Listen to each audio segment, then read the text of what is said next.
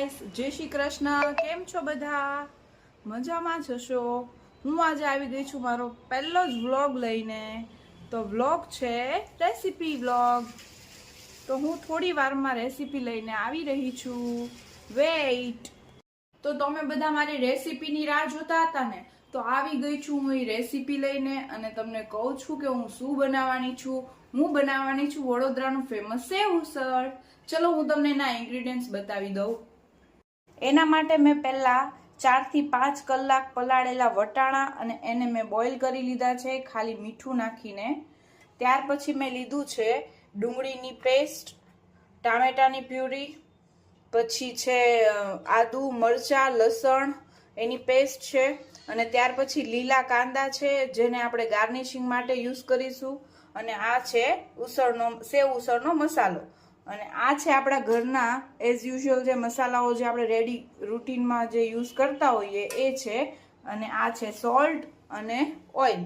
આટલી વસ્તુ આપણે જોઈશે સેવ ઉસળ બનાવવા માટે.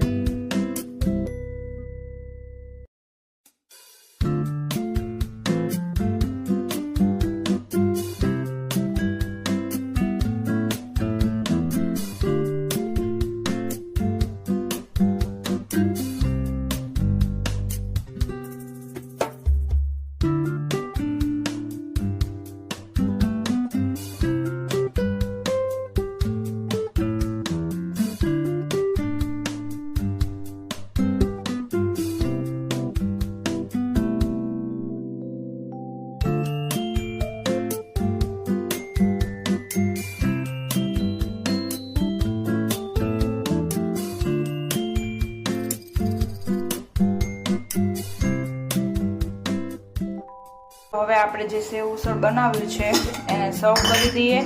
મેં પહેલાં સર્વિંગ પ્લેટ લઈ લીધી છે અને એમાં આપણે આ સેવ ઉસળનો જે રગડો બનાવ્યો છે એ નાખીશું. પછી જે આપણે તરી બનાવી હતી એ ટેસ્ટ પ્રમાણે નાખીશું. તમને જેટલું તીખું ભાવે એ પ્રમાણે નાખવાનું. ત્યાર પછી ગ્રીન ઓનિયન હતા જે આપણા લીલા કાંદા એને સ્પ્રિંકલ કરીશું. થોડુંક લીંબુ નાખીશું અને એમાં થોડા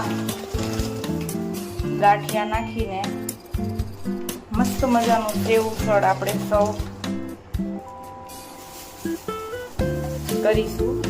ત્યારબાદ તેને આપણે મસ્ત મજાના બન સાથે ખાઈશું.